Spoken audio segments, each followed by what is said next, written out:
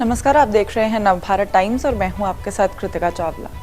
टोंक सवाई माधोपुर से भाजपा प्रत्याशी सुखबीर सिंह जौनपुरिया, संपत्ति है 142 करोड़। जोधपुर से कांग्रेस प्रत्याशी करण सिंह उच्चियार्ना, संपत्ति है 75 करोड़। दोनों प्रत्याशियों में दो समानताएं हैं। पहली ये है कि दोनों के पास करोड़ों रुपए की संपत्ति है और दूसरी ये कि दोनों के पास ही कार नहीं।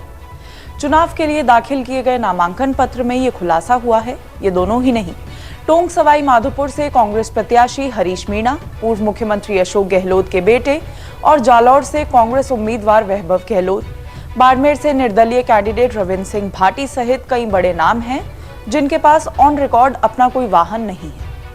कई नेता ऐसे भी हैं जिनके पास बेहद कम कीमत का वाहन है, जैसे चित्तौड़गढ़ से कांग्रेस प्रत्याशी उदयलाल आंजना के पास महज एक वाहन है जिसकी कीमत 23,400 रुपए है। इसी तरह पूर्व विधानसभा अध्यक्ष और भिलवाड़ा से कांग्रेस प्रत्याशी सीपी जोशी के पास महज 5,000 रुपए की कार है। पहले आपको उन नेताओं के बारे में बताते हैं जिनके पास नहीं कोई खुद का वाहन। सुखबीर सिंह जौनपुरिया। टोंक सवाई माधोपुर से भाजपा प्रत्याशी सुखबीर सिंह जौनपुरिया की संपत्ति 142 करोड़ रुपए है। 2 बार से लगातार सांसद हैं। तीसरी बार इसी लोकसभा क्षेत्र से भाजपा से टिकट पर चुनाव मैदान में है, लेकिन नामांकन पत्र में दी गई जानकारी के अनुसार उनके पास स्वयं का कोई वाहन नहीं है। दूसरे नंबर पर आते हैं हरीश मीणा। टोंक सवाई माधोपुर से कांग्रेस प्रत्याशी हरीश मीणा के पास भी स्वयं का कोई वाहन नहीं है। वे देवली उनियारा विधानसभा क्षेत्र से लगातार 2 बार से विधायक हैं। दौसा से भाजपा के टिकट पर 2014 में सांसद भी चुने गए थे। वे राजस्थान के पुलिस महानिदेशक जैसे शीर्षस्थ पद से सेवानिवृत्त हुए थे। करण सिंह उच्चियार्ना। जोधपुर से कांग्रेस प्रत्याशी करण सिंह उच्चियार्ना की संपत्ति करीब 75 करोड़ रुपए बताई गई है। उनके पास भी स्वयं का कोई वाहन नहीं है। करण सिंह पहली बार लोकसभा का चुनाव लड़ रहे हैं। चौथे नंबर पर आते हैं वैभव गहलोत। पूर्व मुख्यमंत्री अशोक गहलोत के पुत्र वैभव गहलोत जालौर लोकसभा क्षेत्र से कांग्रेस प्रत्याशी हैं। वे राजस्थान क्रिकेट एसोसिएशन के चेयरमैन रह चुके हैं। 2019 में जोधपुर लोकसभा सीट से चुनाव लड़ चुके हैं, लेकिन हार गए थे। नामांकन पत्र में दी गई जानकारी के अनुसार उनके पास भी खुद की कोई कार नहीं है।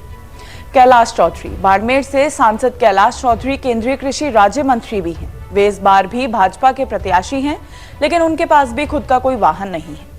रविंद्र सिंह भाटी। बाड़मेर से निर्दलीय प्रत्याशी रविंद्र सिंह भाटी शिव विधानसभा सीट से विधायक हैं। उनके काफिले में अक्सर कई लग्जरी वाहन दिखते हैं, लेकिन उनके पास खुद का कोई वाहन नहीं है। उम्मेदारम बेनीवाल। बाड़मेर से कांग्रेस प्रत्याशी उम्मेदारम बेनीवाल ने विधानसभा का चुनाव आरएलपी के टिकट पर लड़ा था, लेकिन हार गए थे।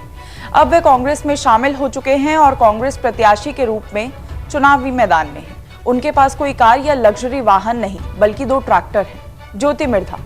नागौर लोकसभा सीट से भाजपा प्रत्याशी हैं। वे 2009 में कांग्रेस के टिकट पर नागौर से सांसद बनी थी। पेशे से डॉक्टर भी हैं। दिग्गज राजनेता नाथूराम मिर्धा की पोती हैं।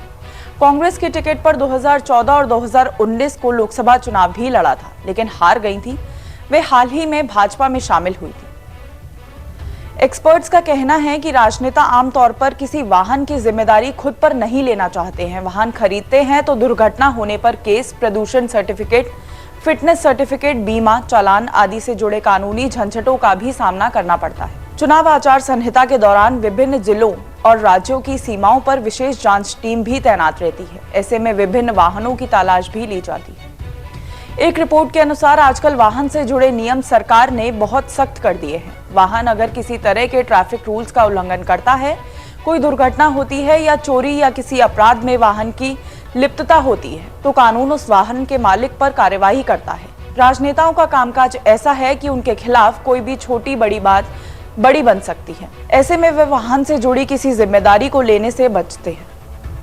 राजस्थान के मुख्य निर्वाचन अधिकारी डॉक्टर प्रवीण कुमार गुप्त ने भास्कर को बताया है कि शपथ पत्रों को नामांकन प्रक्रिया के दौरान जांच या सत्यापित नहीं किया जाता है। हालांकि यदि किसी प्रत्याशी द्वारा असत्य जानकारी शपथ पत्र में देने को शिकायत मिलती है, तो चुनाव आयोग के स्तर पर कार्रवाई की जाती है। किसी व्यक्ति या संस्था को लगता है कि किसी प्रत्याशी ने गलत जानकारी शपथ पत्र में दे दी है, तो वह चुनाव आयोग को शिकायत भी कर सकता है और सीधे न्यायालय भी जा सकता है। राज्य या केंद्र सरकार किसी विधायक या सांसद को सरकारी वाहन नहीं देती है। सरकारी वाहन केवल राज्य या केंद्र सरकार में मंत्री बनने वाले विधायकों, सांसदों को ही मिलते हैं।